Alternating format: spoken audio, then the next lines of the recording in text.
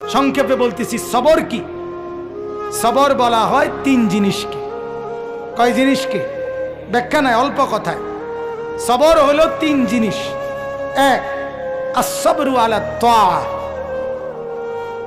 আল্লাহ তাআলার ইবাদত এবং বন্দিগির উপরে সবর করা। মানে পৃথিবীর যত কিছু হোক, দুনিয়া উল্টে যাক, আমি আল্লাহ তাআলার ইবাদত ছাড়ব না। এটা সবর, এটা ধৈর্য, এটা ধৈর্য। আমি সবর করব। প্রচন্ড শীত, কনকনে ঠান্ডা, আমি ফজরের নামাজ পড়বই, আমি মসজিদে যাবই, আমি যাব, আমি জামাত পড়বই। আমার শায়েখ আল্লামা মুফতি মুশতাকুর নবী সাহেব বহু সময় আমারে বলছে, হযরত, যে মাওলানা, মাহফিলে রওনা দেওয়ার সময় নামাজের ওয়াক্ত হইলে জামাত সাথে সাথে পড়ে নিবেন। 2-4 মিনিট মাহফিলের টাইম দেরি হইল, তেমন উল্লেখযোগ্য কোনো ক্ষতি হবে না, কিন্তু চেষ্টা করবেন জামাত যেন না ছুটে। আমি নিজে শুনছি হযরত বহুবার দোয়া করতেন, করে, আল্লাহ জিন্দেগীর শেষ নামাজটাও দাঁড়িয়ে মসজিদে জামাতের সাথে পড়ার তৌফিক দান করে। এটা সবর, ইবাদতের উপরে টিকে থাকা। আমি গতকালকে সন্দ্বীপ গেছিলাম, সন্দ্বীপ, চট্টগ্রাম। চতুর্দিকে বঙ্গোপসাগরের মাঝখানে এই দ্বীপ, স্পিড বোট দিয়ে যাইতে হয় উত্তাল ঢেউয়ের মধ্যে। 2 দিন ছিলাম আমি ওইখানে। আমি একজন গতকাল যেই মাদ্রাসার মাহফিলে গেছি, ওই মাদ্রাসার মোহতামিম সাহেব, না হইলেও 100 বছর উপরে হবে বয়স, বুড়া মানুষ। আজীব এক জিনিস দেখছি আমি, ওনারে দেখছি আমি 2 বারই। উনি নামাজে সারাক্ষণই চেয়ারে বসে থাকে।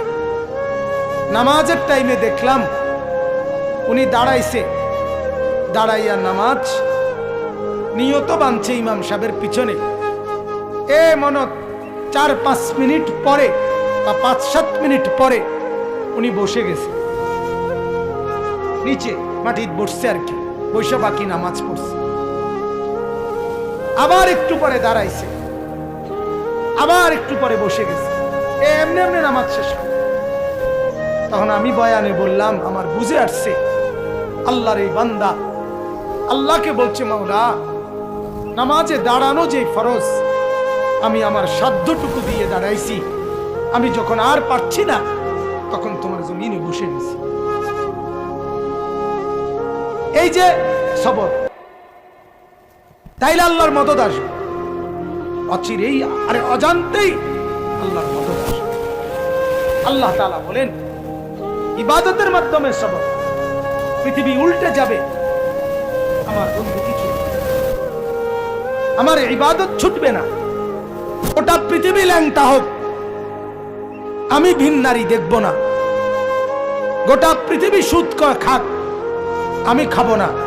অর্থাৎ যেই কোনো প্রকারের গুনাহ থেকে নিজেকে মজবুতির সাথে বাঁচিয়ে রাখা, এটা সবর। এটা কি বলেন না? আমরা কিন্তু সবর বুঝি কোনটারে?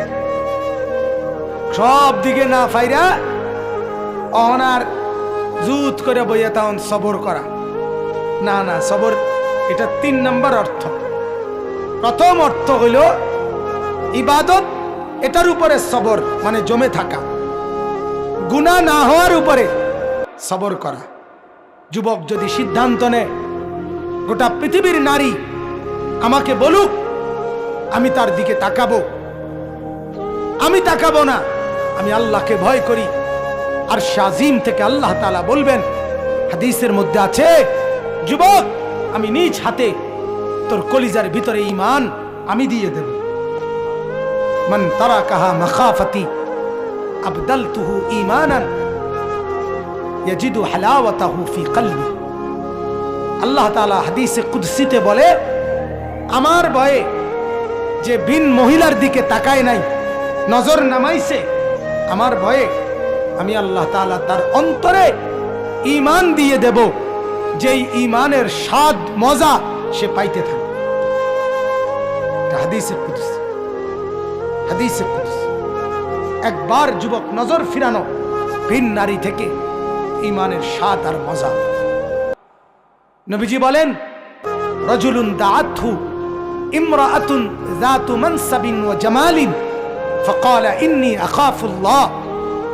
যেই যুবককে, যেই পুরুষকে কোন সুন্দরী, রূপসী, বংশীয়া নারী জিনার দিকে আমন্ত্রণ করে, অশ্লীলতার দিকে, প্রেমের দিকে, সেই ছেলে, সেই যুবক, সেই পুরুষ যদি বলে, না আমি আল্লাহকে ভয় করি, ইন্নী আখাফুল্লাহ, খোদার কসম, আরশে আজিম থেকে তখন আল্লাহ তাআলা খুশি হয়ে বলে, যুবক আমি ওয়াদা দিলাম হাসরের দিন আমার আরশের নিচে আমি তোকে আমার পাশে বসে আমার সাথে ছেড়ে দিলি ভিন নারীর চেহারা, আমি তোকে আমার চেহারা দেখতে দেব, আমাকে দেখতে। 7 ধরনের ব্যক্তির একজন এটা। এই জন্য গুনাহ ছেড়ে দাও, সুদ না খাওয়া। আমার বাপ আপনাদেরকে বলি, মাওলানারা, ওলামারা, মাদ্রাসা মসজিদের হুজুররা দুনিয়ার বাটফারি, উপার্জনের নানা রকম ধান্দা ওনারাও বুঝে। আমি সবসময় এটা বলি, আমরা বেকুব না, আমরা ব্যাককল না। আমরা, আপনি ফাঙ্গাস তেলাপিয়া খাইয়া বড় হইলে, আপনি চাল ডাল ভাত খাইয়া যদি বড় হয়ে থাকেন, তা আমরা হুজুর কি সিরা খাইয়া বড় হয়েছি? কথা বলেন না কেন? বুঝি না কি? আবার সুদও বুঝি, ঘুষও বুঝি, ধোকা, বাটপারি, সিটারি সব বুঝা সম্ভব, কিন্তু কেন করি না? 6,000 টাকার বেতন দিয়ে ইমাম সাহেব চলে, 8,000 টাকা বেতন দিয়ে ইমাম সাহেব চলে। এত বড় মাদ্রাসা এই মাত্র হিসাব দিল, মোহতামিম সাহেবের হিসাব শুনে আমি অবাক হয়ে গেলাম। আয়ের চাইতে কি পরিমাণ বেশি ব্যয়, ঋণ কি পরিমাণ। আমি এই বছর খুলনা চিল্লা লাগাইছিলাম তাবলীগের সফরে, 40 দিন খুলনায়। এই সফরে আমি Khulna university, Khulna medical college এবং খুলনা ইঞ্জিনিয়ারিং ইউনিভার্সিটি, তিনটাতেই আমি গেছি। আমাদের জামাত মেহনত করছে। প্রত্যেকটার জমি এরিয়া 116 একর, এক একটা 115, 16, 17 একর। 1 একর মানে 100 শতক। কত বড় বিস্তীর্ণ জায়গা নিয়ে কোটি কোটি টাকা ব্যয় করে, খরচ করে ওই সমস্ত প্রতিষ্ঠানে।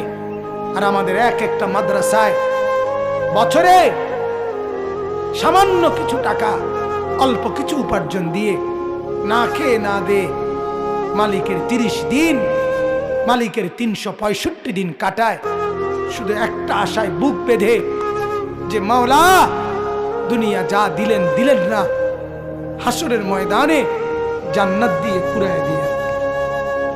এই আশা। আমরা বোকা না, আমরা বুঝি, আমরা বুঝি। আমরাও একটা বড় লোভে আছি, আমরা একটা বড় লোভে আছি। তোমার লোভ 60 বছরের, আমার লোভ অনন্তকালের। তুমি লোভ করো 60 বছরের, আমি লোভ করি অনন্তকালের। তুমি ভোগ করো দুনিয়া 60 বছর, আমি ভোগ করব জান্নাত অনন্তকাল, ইনশাআল্লাহ। ইনশাআল্লাহ। গুনাহ থেকে বেঁচে থাকা, গুনাহ থেকে বেঁচে থাকা। আজকে মা বাপ সন্তানকে গুনাহ থেকে বাঁচাবার কোনো ফিকির নেই।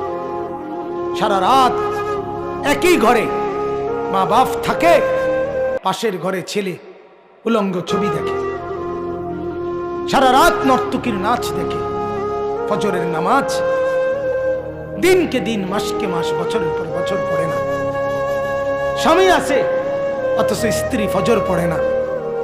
বাপ মা আছে, ছেলে মেয়ে নামাজ পড়ে না।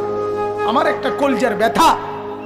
আমার মনে হয়, এটা আমার ব্যক্তিগত কথা, আমার মনে হয় যেই ঘরে ছেলে মেয়ে ফজর নামাজ, 5 ওয়াক্ত নামাজ, বিশেষ করে ফজরের নামাজ পড়ে না, ওই ঘরে মা বাপ নাই, ওই ঘরের ছেলে মেয়ে এতিম। এতিম। যেই ঘরের মহিলা ফজরের নামাজ পড়ে না, ওই ঘরের স্বামী নাই, ওই মহিলা বিধবা। স্বামী থাকলে স্ত্রী বেনামাজি হয় কেন?